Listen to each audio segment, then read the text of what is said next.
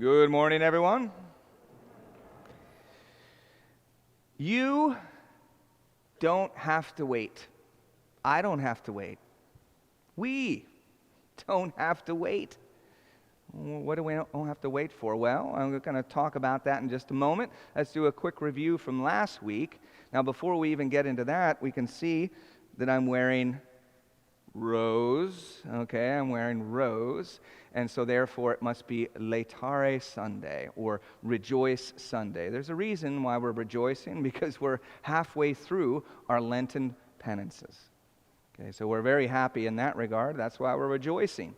And I hope that each of us have done extra prayer. We've given up something or fasting, and then we're doing some almsgiving, that is extra giving or doing something extra. So those types of things are going to help us to enter into a greater relationship with Jesus Christ. It's a choice, basically, to love. Somebody asked me this week, Father, is it a sin not to fast from anything? And I said, no, it's not. You don't have to fast from something in Lent, but it's a choice not to love. I don't want to grow in love. I'm not giving up anything this Lent. I'm going to choose not to grow in love. Okay. Well, that's your choice. But it's important for us to verbalize that. I've decided not to. I'm going to do something else. Okay, that's good. I'm going to pray extra, good, but I'm not going to fast from anything. Okay, well, you're not going to gain a greater possession. And I hope you don't have to raise hands, but I wonder how many of you have done, hopefully you're doing 40. You're giving up something for 40 days. How many of you gave up something for 4 days? Okay, you don't have to raise your hands. So many people have come up and they said, "Oh, I did the 4-day challenge. So difficult." You know, some people gave up the coffee for 4 days, some alcohol, some social media. It's just interesting to see, those types of things, because when we give up something that really hurts, we become, it's not just the 40-day, I'm gaining a possession of myself to say no to sin when it comes to us. It's even deeper. It's that self-awareness, because when we really are hurting, we're going to go to the Lord. We're aware of our own needs, but we also become aware of the needs of others. It's interesting. So if you're giving up something, you see this rose or pink, okay, and you're happy. You're rejoicing. Why? Because we're halfway through. We're halfway through our Lenten penances, the difficulties, the challenges, but we're growing in self-possession and self-awareness. Now, last week, it was real important because Jesus was flipping tables and he was cracking whips. And he was doing that for attention. Attention on deck. There we go. So, at ease. So, and that's the way it was in the military. When the captain came in, everybody, that's what we said. Attention on deck. That got everybody's attention. Snap to. And that's what Jesus was doing at ease. That's what he was doing.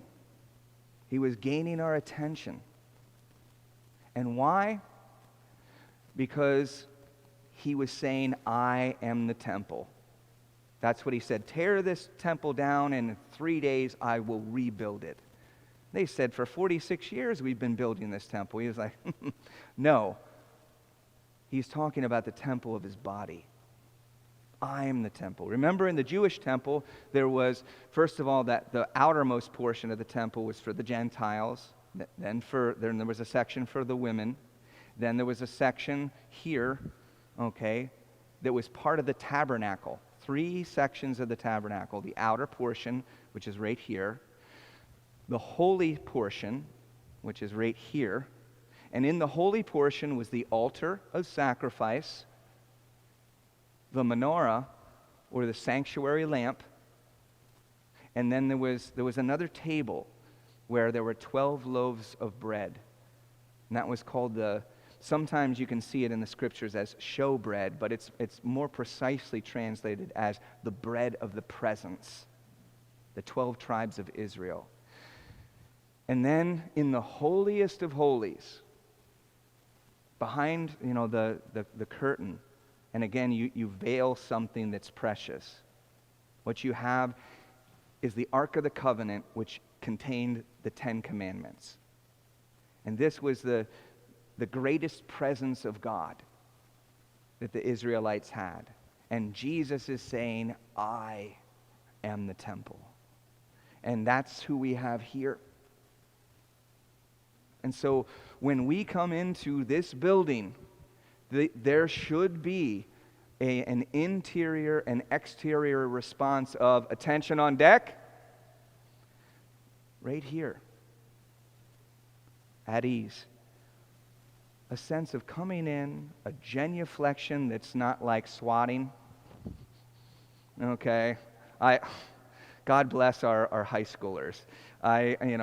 Even this week, and they're growing, they're sincere in a lot of ways, but they're like, it's like a dance move, coming in. It's like, oh, what are you going to do? So, but they don't quite realize, and that's okay. We're growing in our understanding. But he was getting our attention, and that's what it's all about. Now, today, we don't have to wait. You don't have to wait. I don't have to wait. We don't have to wait. Who likes to wait? Who likes to wait for their fast food? 10 minutes for their fast food. Who likes that? I mean, you're already going to, Arby's or Wendy's or McDonald's or whatever, I mean, what is it with Arby's these days? Every time I drive past, there's like 10 cars lined up in Arby's. You want to wait 10 minutes, 15 minutes for your fast food? You do, Nathan? Very good. You're just being silly. All right? Who likes to wait in the grocery store a nice long line, in the checkout? No? You don't like that? Who likes a 20-minute homily? Thank you, Liam. Yes, thank you very much. I appreciate that. Excellent. Very good, Jonathan. All right. So we don't like to wait. Well, you don't have to. See, the Israelites had to wait 70 years. They were so burdened. Jeremiah tried to preach to them to bring an enlightenment to their eyes, a strength to their wills. He tried to lift their burden, but they wouldn't listen. And eventually Babylon would come and they would take them, and they took them into exile. And for 70 years, they were burdened. And they waited to be freed. And finally, the Lord relented. He brought the Persians in. King Cyrus took possession. He freed the Israelites, and they left. The burden was lifted, but they had to wait 70 years. In the gospel, God so loved the world that he gave his only begotten Son, that we might not be condemned, but that we might have life. See, in Jesus Christ, through our baptism, we experience life. And then, as we continue on in life, there are times where we are burdened by our sin. And you don't have to wait. I don't have to wait. We don't have to wait 70 years. All we need to do is walk over to the confessional and just open our heart. Be honest with ourselves and honest with God, and he'll lift it all. I've never heard a confession where somebody came in and said, "Bless me, Father, for I've sinned. It's been 70 years since my last confession." But I have heard one where he said, "Bless me, Father, for I've sinned. It's been 40 years since my last confession." I know Father Tony has heard a number of confessions where it's been 50 years. And all of those burdens were just lifted. They didn't have to wait 50 years, but they did. It's waiting for us. That's why he died for us. He laid down his life so that you and I could be reconciled to the Father. And he knew that we weren't going to be perfect and that there were going to be times where we would fail. And so he gave us this beautiful sacrament, a place where you and I could go. We could be completely anonymous. We could open our heart, that we could walk out and be completely freed. It's waiting for you and me. You don't have to wait. I don't have to wait. We don't have to wait. He has to wait. He has to wait on you and me.